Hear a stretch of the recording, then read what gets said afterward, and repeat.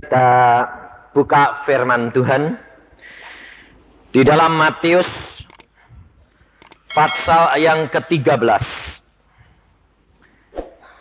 Saya akan bacakan mulai ayat yang pertama.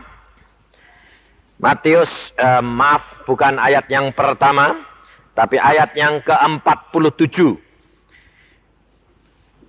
Matius pasal 13 ayat 47 sampai dengan 52. Demikian pula hal kerajaan surga itu, seumpama pukat yang dilabuhkan di laut, lalu mengumpulkan berbagai-bagai jenis ikan. Setelah penuh, pukat itu pun diseret orang ke pantai. Lalu duduklah mereka dan mengumpulkan ikan yang baik ke dalam pasu dan ikan yang tidak baik mereka buang. Demikianlah juga pada akhir zaman. Malaikat-malaikat akan datang memisahkan orang jahat dari orang benar. Lalu mencampakkan orang jahat ke dalam dapur api. Di sanalah akan terdapat ratapan dan kertakan gigi. Mengertikah kamu semuanya itu? Mereka menjawab, ya, kami mengerti. Maka berkatalah Yesus kepada mereka, karena itu setiap ahli Taurat yang menerima pelajaran dari hal kerajaan surga itu, seumpama tuan rumah yang mengeluarkan harta yang baru dan yang lama dari perbendaraannya. Mari kita berdoa sekali lagi. Tuhan, firman-Mu sudah hamba bacakan. Dan sekarang tiba waktunya anak-anak-Mu harus mengerti. Karuniakan kepada kami Tuhan ruh pengertian. Supaya kami benar-benar mengerti apa yang menjadi kehendak-Mu dalam hidup kami. Terima kasih Tuhan. Kami tahu Engkau Allah yang Maha Kuasa. Yang menetapkan langkah-langkah kami. Dan memberikan kepada kami roh pengertian dan pengenalan akan Engkau secara pribadi. Dalam nama Tuhan Yesus kami mengucap syukur dan percaya. Amin. Saudara-saudara yang kasih dalam Tuhan, kita sudah mendengar akan apa yang firman Tuhan saya bacakan tadi. Katakan bahwa kerajaan surga itu seperti pukat yang dilabuhkan. Kemudian ikan-ikan itu masuk. Tetapi di dalam ayat itu dikatakan, setelah ikan-ikan itu masuk, kemudian dipilih. Ada ikan yang baik, ada ikan yang tidak baik, dan dibuang kembali. Kerajaan surga seperti pukat. Berarti saudara, apa kata Tuhan Yesus? Banyak yang dipanggil, sedikit yang dipilih. Maka dari itu kita harus menyadari saudara, bahwa kekristenan ini bukan sekedar cuma kumpul-kumpul, beribadat tiap minggu. Dikatakan tadi nyanyian, hari ini harinya Tuhan, Senin sampai Minggu pun harinya Tuhan. Berarti kekristenan itu bukan hanya sekedar hari Minggu, tetapi setiap hari, setiap saat ini menjadi milik Tuhan. Dan kehidupan kekristenan saudara, ini bukan main-main. Kenapa orang Kristen di Bali ini cuma sedikit? Mengapa kekristenan ini demikian susah dan sulit sekali berkembang? Sebab apa saudara? Sebab saudara tidak menjadi pelaku-pelaku firman. Mengapa saudara tidak dapat menjadi pelaku-pelaku firman? Karena saudara tidak membaca firman-Nya. Apa yang mau dilakukan itu apa? Wong baca aja belum kok mau melakukan. Yang dilakukan apa? Wong nggak ngerti. Coba saya mau tanya, berapa di antara saudara yang tiap hari baca firman Tuhan? Tiap hari, nggak hanya tiap minggu loh, tiap hari. Ayo berapa? Berani angkat tangan? Kalau sudah angkat tangan, coba saya mau tanya, yang tiap hari baca berapa? Coba angkat tangan. Berapa gelintir ini? Lalu yang sudah baca ini tiap hari saya mau tanya, sudah selesai belum? Dari Kejadian sampai Wahyu. Ini loh saudara. Mengapa orang Kristen hidupnya tidak diberkati seperti yang tertulis di dalam Alkitab? Saya berani katakan, mengapa? Karena saya membuktikan, saya berani tinggalkan praktek saya sebagai seorang dokter gigi, saya tinggalkan kedudukan saya sebagai seorang direktur sekolah perawat, sebab saya tahu Yesus yang memanggil saya dan dia berkata, pergi menginjil. Saya katakan, Tuhan engkau jamin aku, pelihara aku. Tuhan berkata, aku pelihara. Sehingga teman-teman dokter saya, teman-teman dokter di Bandung, kalau ketemu saya dia berkata apa? Wah, saya lihat kamu heran. Mereka berkata, saya membawai dokter 10, saudara.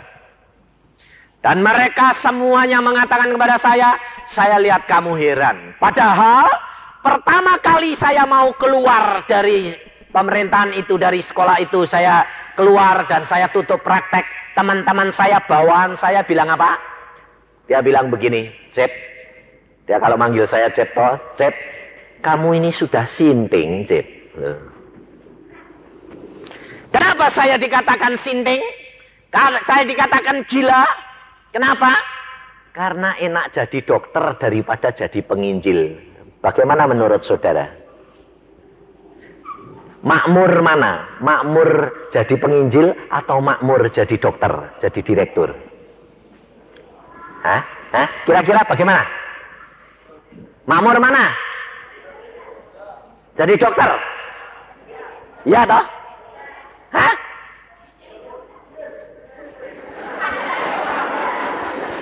Ayo coba saya tanya. Kira-kira kalau anakmu atau orang tuamu sudah jadi dokter, lalu orang tua ini bilang, aku mau jadi penginjil. Kira-kira anak-anaknya protes enggak? Terutama istrinya. Istrinya protes enggak? Nah, ibu itu cocok. Jujur dia. Protes. Kenapa? Sebabnya, terus terang, bagi ibu-ibu, kalau pergi kemana-mana, Bu dokter senengnya luar biasa. Betul tak? Daripada dipanggil ibu penginjil, bangga mana? Bangga dokter tak? Iya, itu. Kenapa saudara? Karena kita belum mengenal akan siapa Yesus yang sebenarnya. Makanya tadi nyanyian bilang apa? Yang terutama, ngomong gampang. Betul tak? Tapi coba kamu jadi kedudukan di tempat saya. Tetapi mengapa saya, istri, anak-anak bisa menerima? Kenapa? Karena kita tahu Allah itu luar biasa. Saya membuktikan saudara, dan saya pada waktu dipanggil oleh Tuhan, saya berkata begini, loh, saudara mungkin agak aneh. Kalau saya berkata, saya berdialog sama Tuhan itu aneh. Karena biasanya orang Kristen itu tidak pernah bisa ngomong sama Tuhan. Betul dah? Ayo, siapa di antara saudara orang Kristen sudah dengar suara Tuhan? Dia bilang, mosok Tuhannya bisa ngomong. Betul dah? Loh, kamu ini percaya Tuhan bisa ngomong enggak? Alkitab bilang Tuhan berfirman, ngomong enggak? Tapi kenapa kok kamu enggak dengar? Kenapa? Kurang iman? Oh lah, ibu jawabannya itu pinternya gini. Tuhan tuh ngomongnya lewat firman. Jadi enggak usah ngomong meneh. Jadi zaman dulu sama sekarang Tuhan ini berubah enggak? Ayo, tanyain sekarang. Alkitab berkata Allah tidak pernah berubah. Yesus tidak pernah dulu, sekarang dan akan datang. Yesus tidak pernah berubah, betul? Nah, kalau Yesus zamannya Abraham bicara sama Abraham, Lalu Yesus pada waktu dia di atas, lalu Saul pada waktu pergi ke Damsyik, Allah Yesus bicara sama Saul. Sekarang Yesus tidak bicara sama kamu, berubah enggak?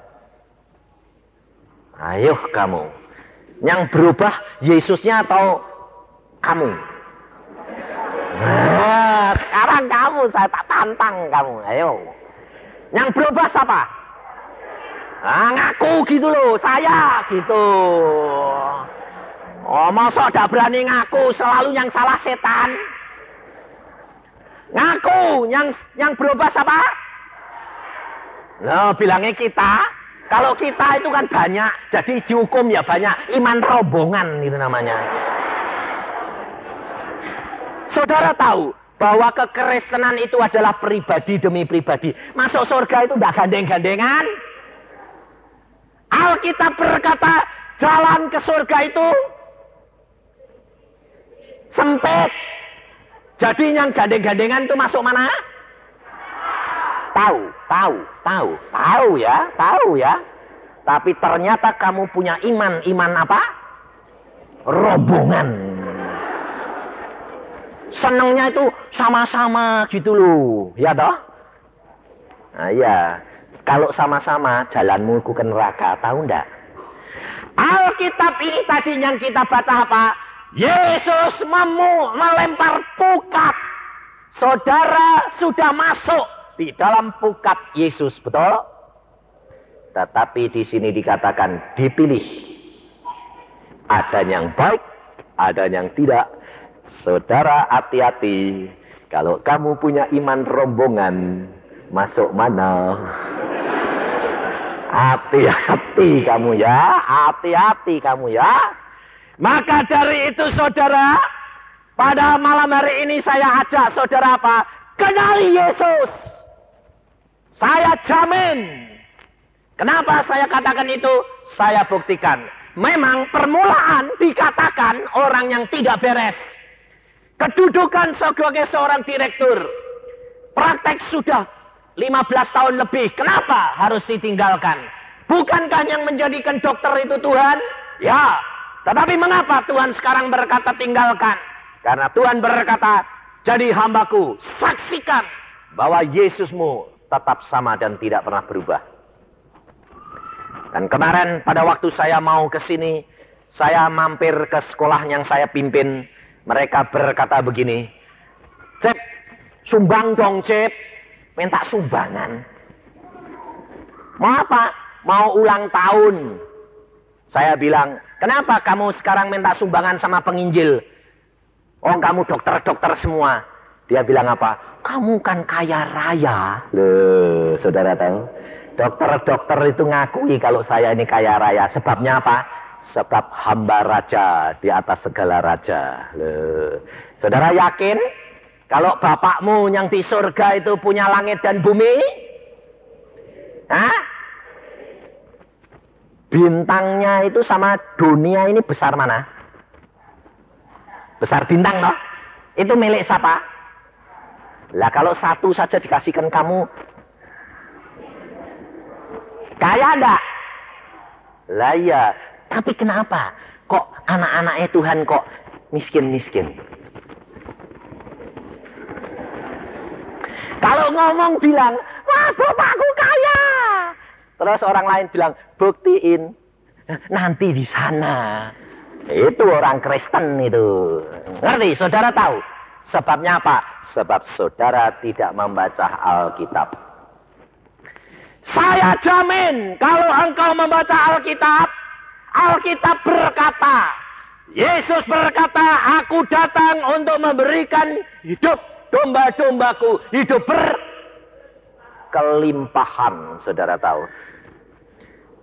Lalu jangan begini, wah Tuhan, engkau kan kaya, aku ikut kamu ya, berkati kaya banyak. Lah itu. Saya katakan, ini terus terang.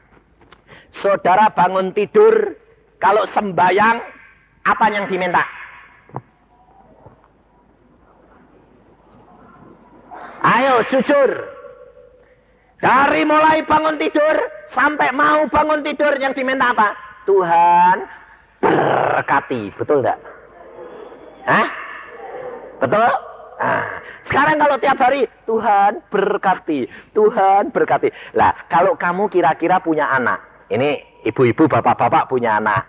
Anaknya setiap kali ketemu bapaknya, Pak, duit Pak, Pok, duit Pok. Kira-kira bapak ibunya seneng atau malah dikeplok? Hah? Lah kalau kamu minta sama Tuhan, Tuhannya seneng apa marah? Saudara tahu bahwa kamu ini salah. Yesus berkata apa? Engkau harus melakukan firman-Ku. Tetapi bagaimana engkau mau melakukan firman Tuhan kalau engkau tidak pernah baca? Yang enggak lakukan apa? Ini loh saudara. Saudara, saya berani mengatakan karena apa? Karena Alkitab ini setiap hari saya baca 4 fatsal dalam waktu 8 bulan sampai 1 tahun habis. Dan Alkitab ini sudah saya baca 70 kali lebih. Dan Tuhan berkata, baca terus. Kenapa saya berani berkata begini? Allah yang melihat dan Allah yang membuktikan bahwa firman-Nya luar biasa. Bahwa kalau orang itu melakukan firman-Nya, dia akan diberkati dalam setiap tindakan dan perbuatannya. Alkitab berkata, kalau engkau melakukan firman-Ku, aku akan berkati engkau. Engkau tidak akan utang, tetapi kamu akan memberikan utang kepada orang-orang lain. Nah, tapi banyak orang Kristen malah tukang utang. Ayo jujur, betul enggak? Ini loh saudara. Bikin sehingga orang lain itu merasa gini. Jadi Kristen, loh, wong ya susah terus gitu kok. Nah, saudara tahu? Maka saudara tidak menjadi berkat bagi orang lain. Hidup kekristenan harus menyatakan kebenaran daripada firman Allah ini. Bahwa Allah kita itu kaya. Bahwa Allah kita itu kuasa. Dia maha tahu. Dia sanggup lakukan segala perkara. Maka dari itu saudara, setiap hari kamu baca firman, lalu kamu katakan, lakukan firman ini. Saya jamin engkau mesti diberkati. Dan tidak ada yang mustahil bagi Allahmu. Karena Allah kita itu adalah Allah yang luar biasa. Saya di Bandung, di Jakarta, di Surabaya, banyak orang tanya begini. Bagaimana Pak supaya bisa benar-benar melakukan firman? Baca Alkitab. Apakah kalau saya baca Alkitab kemudian saya berdoa dan saya lakukan pasti digenapi? Saya jamin. Pasti digenapi. Lalu ada orang datang pada saya begini. Pak Yusak, tolong Pak doakan saya. Minta didoakan apa? Saya bilang, saya ini sudah 9 tahun Pak, tidak punya anak. Periksa dokter, dokter berkata tidak mungkin punya anak. Ke Singapura, dokter Singapura mengatakan tidak mungkin punya anak. Ke Amerika, dokter mengatakan tidak mungkin punya anak. Lalu apa terjadi saudara? Saya bersama dengan dia berdoa, saya tidak mendoakan dia. Perhatikan, saya tidak mendoakan dia. Kenapa? Sebab saya tidak mau orang itu menggantung kepada saya. Nanti saya disangka dukun. Saya berkata, saya mengarahkan engkau. Engkau harus berdoa kepada Allah. Apa yang Allah katakan, engkau lakukan. Dan saya jamin, firman-Nya digenapi. Lalu pada waktu saya ajak berdoa, saya berkata, Tuhan, apa yang saya harus katakan dan sampaikan kepada saudara ini Tuhan. Saudara tahu, Tuhan bicara. Bangun pagi, suami istri, berdoa bersama, baca Alkitab, minta kepada Allahmu setiap pagi, siapa yang setia, dia akan dapat. Saya katakan kepada suami istri ini, bangun pagi. Kalau engkau percaya, engkau bangun pagi, sembahyang bersama, baca Alkitab, lakukan. Saya jamin Allah akan memberikan apa yang kamu minta. Asal kamu setia. Saudara tahu, si suami ini umurnya sudah berapa? Sudah 40. Dia bilang, walah kita umurnya sudah tua. Jangan batasi kuasa Allah. Abraham umurnya 90, saya punya anak kok. Saya bilang, Alkitab yang ngomong, betul enggak? Jangan batasi kuasa Allah. Lalu dia berkata, ya loh Pak, saya tidak ditumpangi tangan Pak, tidak diduakan Pak, tidak usah. Saya bilang, sebab nanti kalau kamu saya tumpangi tangan, saya doakan berhasil, kamu bilang sama orang, wah diduain Yusa, nanti orang datang semua pada saya. Saya bilang, datang pada Yesus. Pasti terjamin. Apa terjadi saudara? Kalau istrinya ngantuk, bangun pagi, saya tanya, jam berapa kamu janji bangun? Jam 5. Oke, bangun jam 5. Tepat, tidak boleh kurang. Tidak boleh lebih. Jangan telat. Ya. Lalu kalau istrinya tidak bangun, dibangunin. Bangun, ngantuk, bangun. Katanya kepingin anak, ayo bangun. Bangun, supaya. Nanti kalau suaminya gentinya ngantuk, suaminya nih, ayo, kamu ini sudah tua, nanti tidak punya anak. Bingung bang. Saudara tahu, bapaknya ini seorang insinyur. Seorang insinyur dia. Dan akhirnya apa terjadi saudara? Setelah 2 bulan ketemu saya. Setelah 2 bulan dia bilang apa? Pak, Tuhan itu luar biasa Pak. Kenapa? Istri saya ini loh Pak. Lah saya kan sudah lupa. Saya datang ke Jakarta itu sudah lupa. Ini orang pernah nemuin saya, ya saya sudah lupa. Yang tanya banyak kok. Lalu dia bilang, Pak, Tuhan luar biasa. Ya, memang saya bilang luar biasa. Ada apa? Istri saya Pak, tumpah-tumpah. Lah tumpah-tumpah kok luar biasa? Apanya yang luar biasa? Lah saya kan bingung. Loh, lawang istrimu tumpah-tumpah kok luar biasa? Lah apa? Lah saya tahu ceritanya itu ya tidak bilang, Tuhan luar biasa Pak, ini istri saya sudah ngandung. Enggak, istri saya sudah tumpah-tumpah. Loh, tumpah-tumpah kok luar biasa bagaimana sih? Saya bilang, oh maaf Pak, sudah ngandung. Lah ya, lah ngandung ya biasa atau saya bilang. Loh enggak Pak, saya yang datang dulu tuh loh Pak. Kapan? Yang dulu itu loh. Yang Bapak suruh bangun pagi. Oh kamu, bagaimana? Setelah 2 bulan Pak, istri saya mengandung. Dan pada waktu saya datang ke dokter, saya katakan, dokter, coba periksa dokter, istri saya mengandung. Dokternya bilang apa? Tidak mungkin. Loh, datanya di sini sudah yang mengatakan tidak mungkin.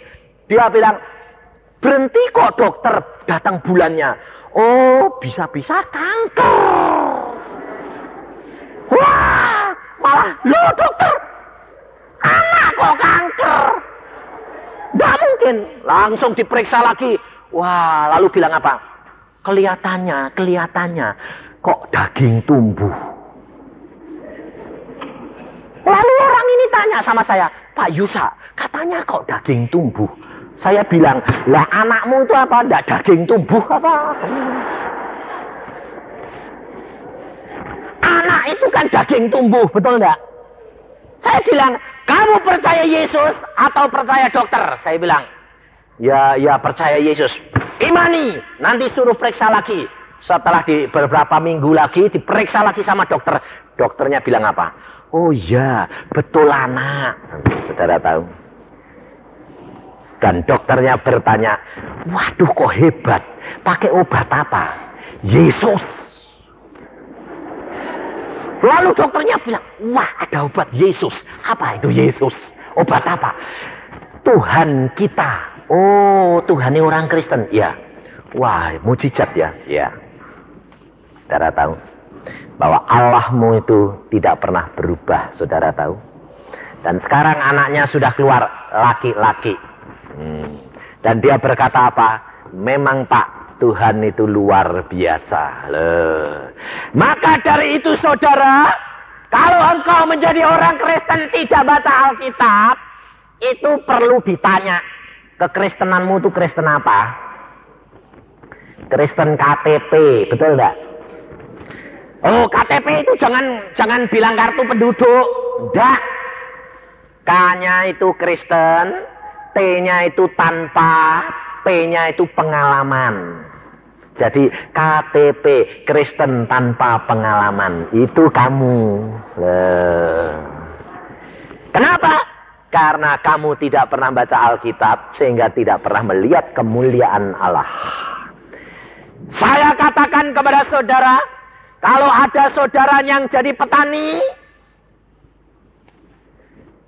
kamu tiap pagi bangun, baca Alkitab, berdoa, lalu berkati tanahmu. Saya jamin akan menghasilkan tanah berlipat kali ganda. Sebab ini firman Tuhan berkata. Tapi saudara jadi orang Kristen tidak pernah ngalami. Saudara tahu, boleh buktikan. Tanyakan, orangnya ada. Di Surabaya ada seorang, ini hamba Tuhan juga, namanya Pak Samhudi, hamba Tuhan yang nginjil ke desa-desa. Saya kalau ke Surabaya tidur di rumah dia. Apa terjadi saudara?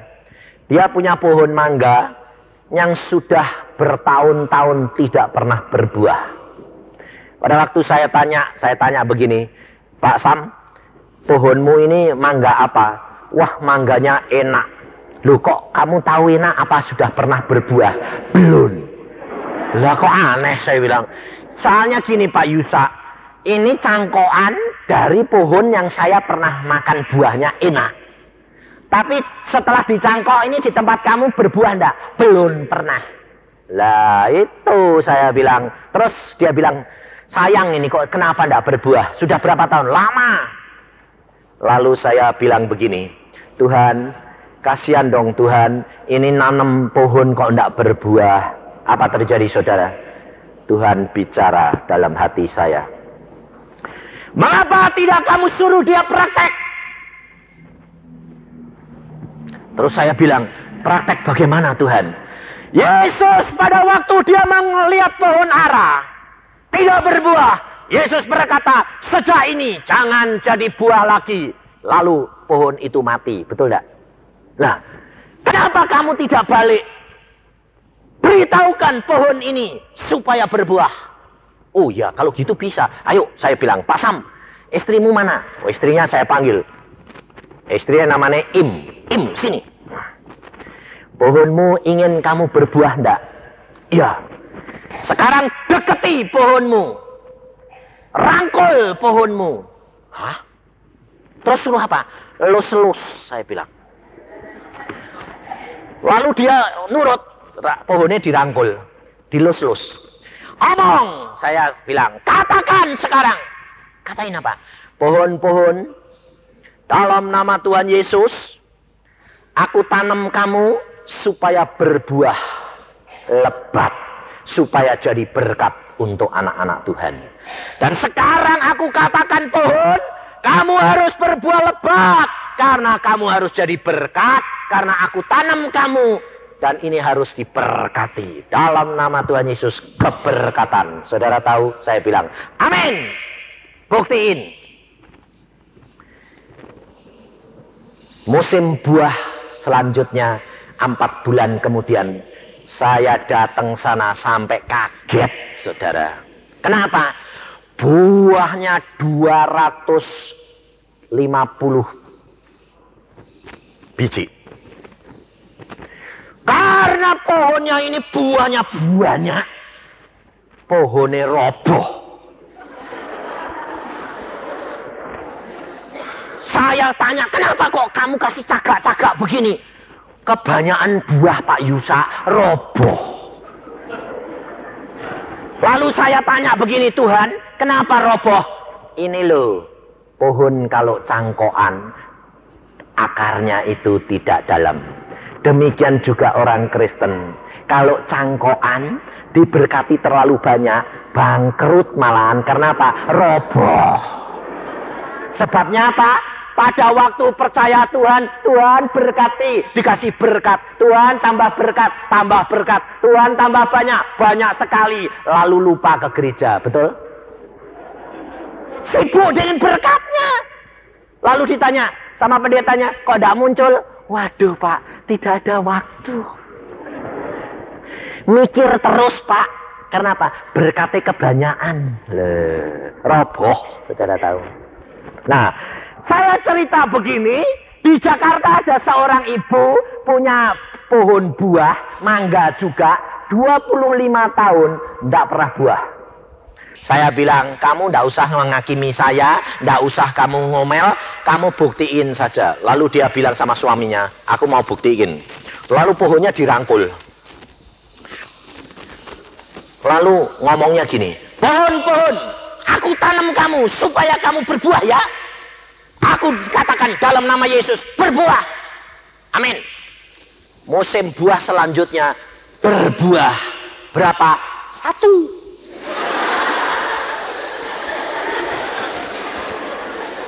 Memang berbuah, cuma 1.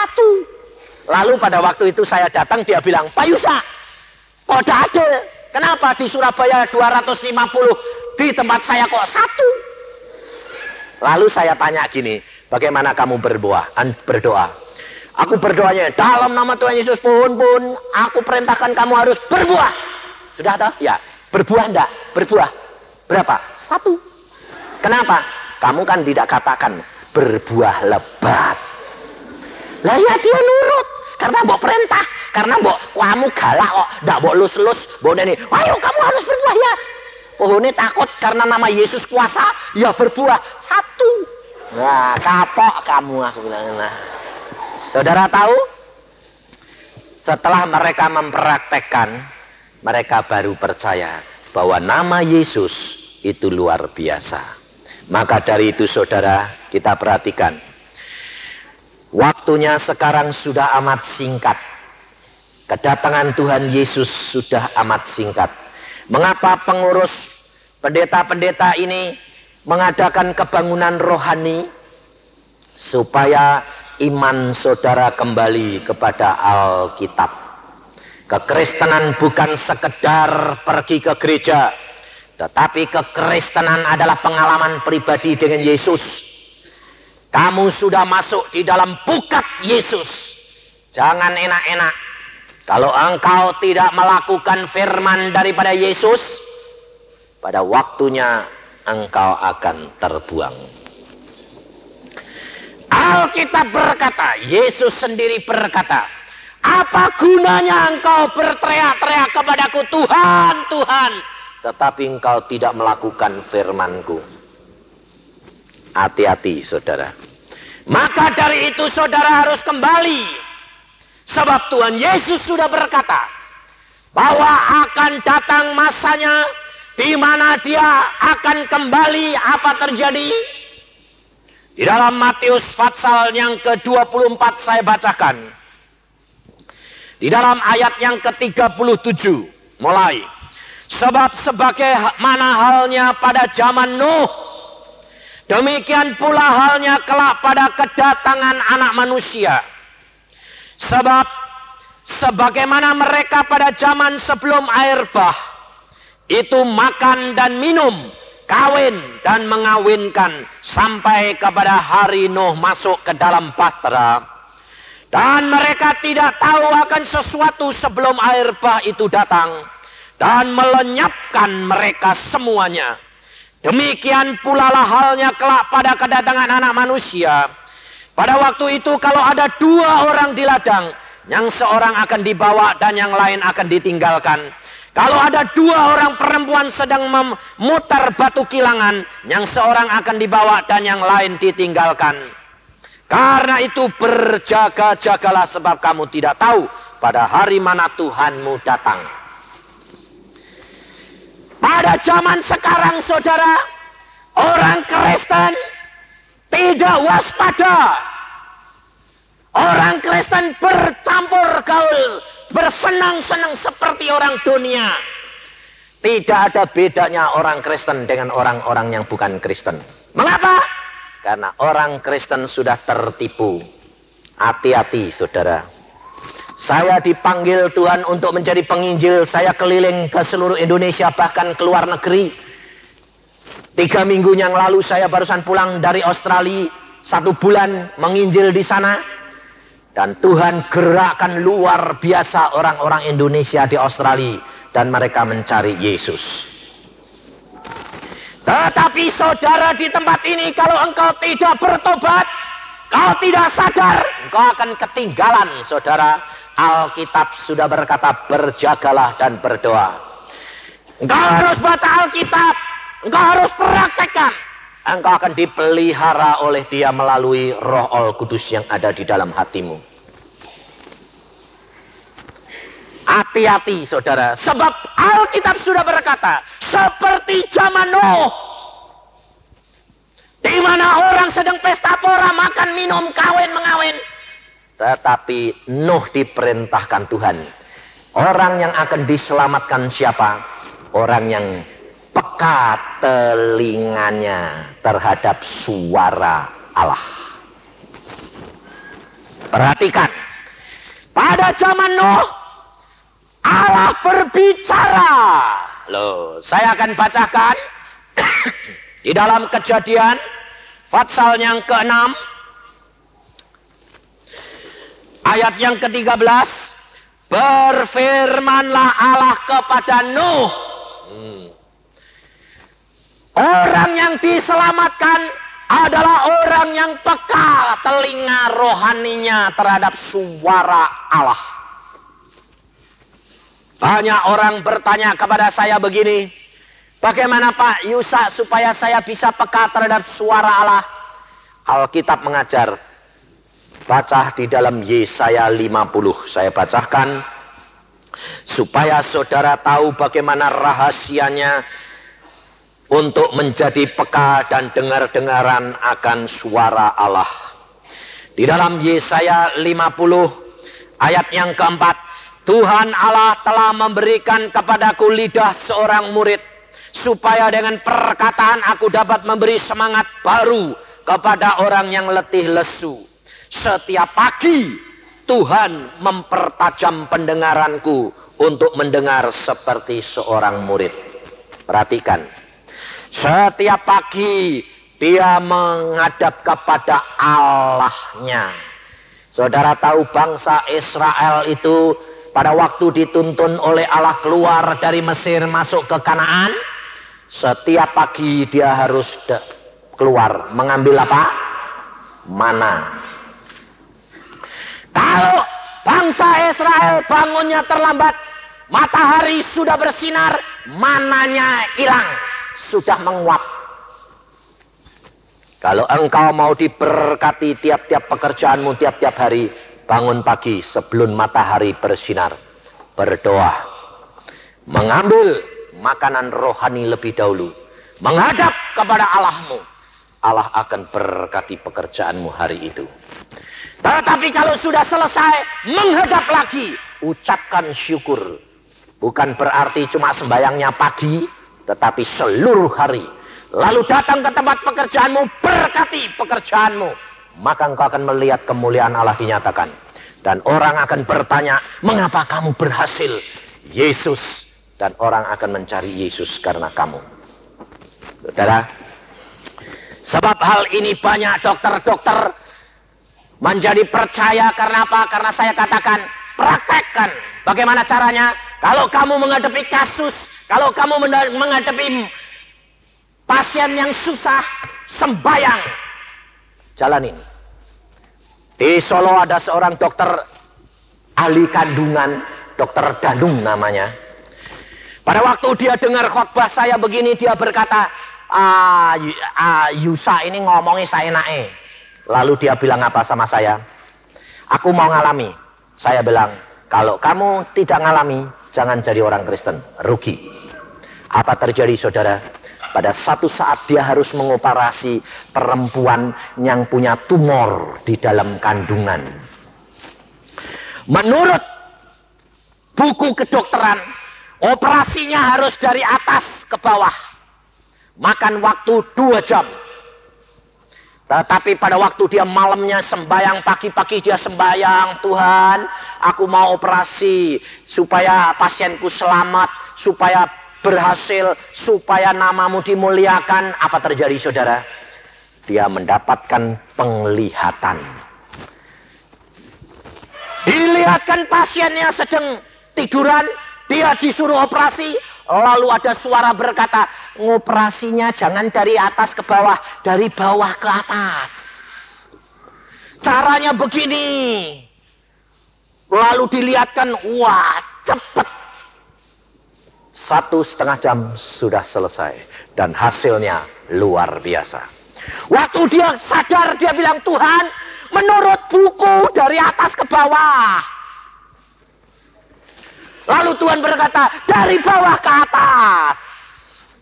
Nah, kira-kira kalau dokternya itu nurut buku, ngalami mujizat enggak? Tapi dia berkata, Tuhan, aku mau nurut engkau, ngalami mujizat. Dia pergi ke praktek. Lalu pasiennya ditidurkan persis seperti yang dia lihat. Waktu dibedah, temannya yang asistennya dokter bilang, "Duh, kamu ini mau ambil dari mana?" "Dari bawah ke atas." "Salah!" Ditegur sama temannya, "Salah!" "Shh, diam. Buktiin lebih cepat, lebih bagus, lebih hebat, lebih berhasil." "Teori dari mana?" "Nanti saya ceritain." Wah, dia buka lalu dari bawah ke atas. Setelah dibuka dari bawah ke atas, lebih cepat, hasilnya bagus. Dokternya bilang, "Itu kok bisa gitu, bagaimana?" "Saya dapat dari Yesus." "Siapa Yesus?" "Tuannya orang Kristen." Setelah itu apa terjadi? 2 minggu kemudian dia dapat buku dari Kanada. Lalu di situ diceritakan metode yang paling baru dari bawah ke atas. Loh, saudara tahu? Belum dia tahu bukunya, Allah sudah memberitahu dia lebih dahulu. Kalau saudara percaya, Allahmu adalah Allah yang luar biasa. Biar tidak masuk akal, tidak masalah. Lalu yang kedua dia ngalami apa? Dokter ini, orang yang perempuan lagi, karena dia memang ahli kandungan, ini peranaannya mau dipotong. Karena apa? Karena ada sesuatu kelemahan. Waktu sudah dibuka, mau dipotong, dioperasi, dia dengar suara Tuhan bilang, "Kenapa kamu potong? Anak ini, orang ini kan baru punya anak 1. Dia kepingin punya anak lagi. Tuhan, peranaannya lemah." Tuhan berkata, "Kenapa kamu tidak berdoa buat dia?" Jadi ini orang sudah dioperasi. Dia ini tidak cepat-cepat potong karena apa? Dia sedang berdoa ngomong sama Tuhan. Sampai dokter yang lain, "Cepat potong! Mati nanti!" "Nanti sih toh, tidak usah." Lalu saudara tahu apa terjadi? Peranaan itu digeplek, didoain sama dia. "Dalam nama Yesus jadi sehat. Dalam nama Tuhan Yesus jadi sehat." Lalu plok. Tidak dioperasi tapi dibuka, diplok. Sampai temannya bilang, "Itu mau jampi apa?" Lalu dia bilang, "Diam, buktiin. Peranaan yang tidak mau mengkerut karena lembek, karena harus dipotong." Dokter lain, suster lain melihat peranaannya berjalan, mengkerut. Lalu dia bilang, "Lihat, dalam nama Tuhan Yesus sempurna, mengecil sempurna." Lalu tidak jadi dioperasi. Dia bilang, Allah sanggup menyembuhkan karena kuasanya tidak pernah berubah. Saudara tahu, orang yang punya pengalaman adalah orang yang membaca Alkitab, yang melakukan firman-Nya. Orang yang diselamatkan, orang yang membaca Alkitab, dengar-dengaran dan menurut akan firman Allah. Nuh pada waktu itu dia dengar firman Allah, bikin bahtera Nuh. Karena aku akan basmi dunia ini dengan air bah. Nuh dengar-dengaran, lalu pergi ke gunung membuat bahtera. Orang semua berkata, orang gila. Tidak ada hujan, tidak ada angin, bikin perahu di atas gunung, mau apa? Nuh tidak peduli. Dia dengar suara Allah, dia lakukan. Hanya Nuh istri, anaknya 3, dan menantunya yang ikut. Mertuanya, besannya Nuh tak mau ikut.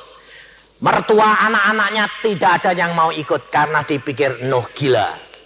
Tapi pada waktu air bah datang, pintu bahtera ditutup, tidak ada yang selamat kecuali Nuh dengan keluarganya. Saudara tahu?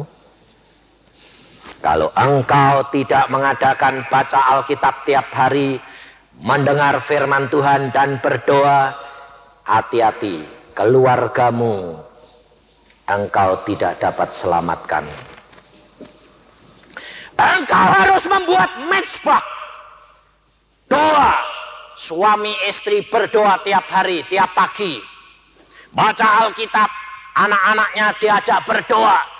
Dan orang yang mendengar akan firman daripada Allah itu yang diselamatkan. Maka dari itu saudara, engkau harus perhatikan dan jangan lengah. Hari ini engkau sudah dengar, saya sudah katakan, saya sudah buktikan, dokter-dokter membuktikan, saya buktikan, menjadi milik Yesus. Yesus peliharakan dan tidak pernah kekurangan. Kalau saudara tidak percaya, tanggung jawab saudara sendiri. Maka dari itu, bangun. Waktunya sudah amat singkat. Kalau Tuhan nanti datang, engkau didapati setia. Amin. Mari kita berdoa.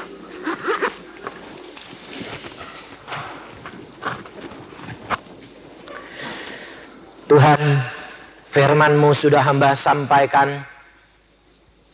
Engkau tahu Tuhan, tanah-tanah yang demikian berat dan gersang.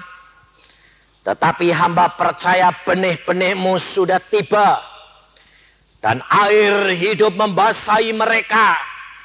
Dan hamba-Mu percaya Tuhan, Roh Kudus Engkau yang akan berbicara terus. Kalau pada malam hari ini ada orang-orang yang mau praktek, mau benar-benar mempraktekkan firman-Mu Tuhan, hamba minta dalam nama Tuhan Yesus, nyatakan kemuliaan-Mu supaya anak-anak-Mu bangun dan iman percayanya dibangkitkan. Saudara, kalau engkau percaya, kalau engkau mau benar-benar mempraktekkan, mari kita bersama-sama angkat tangan, nyatakan kepada Tuhan. Kita akan berdoa bersama-sama, menyatakan kepada Dia, angkat tanganmu kalau engkau mau praktek. Kalau engkau mau mengalami, angkat tanganmu dan buktikan. Tetapi kamu harus setia melakukan setiap pagi, bangun, sembahyang, baca Alkitab, berkati pekerjaanmu. Engkau akan melihat kemuliaan Allah dinyatakan di dalam hidupmu. Keluargamu akan lihat bahwa engkau diberkati. Tetanggamu akan lihat engkau diberkati. Dan mereka akan bertanya, mengapa engkau diberkati? Karena Yesus. Dan mereka akan menjadi pengikut Yesus. Tuhan, engkau lihat tangan-tangan yang teracung. Bapak, hamba minta di dalam nama Tuhan Yesus Kristus, engkau meteraikan hal ini di hadapan hadirat-Mu Tuhan. Hamba mohon engkau meteraikan Tuhan. Saudara, saat ini engkau harus berdoa. Engkau minta kepada Bapakmu, bertobat, akui kelalaianmu. Semua berdoa, semua berdoa.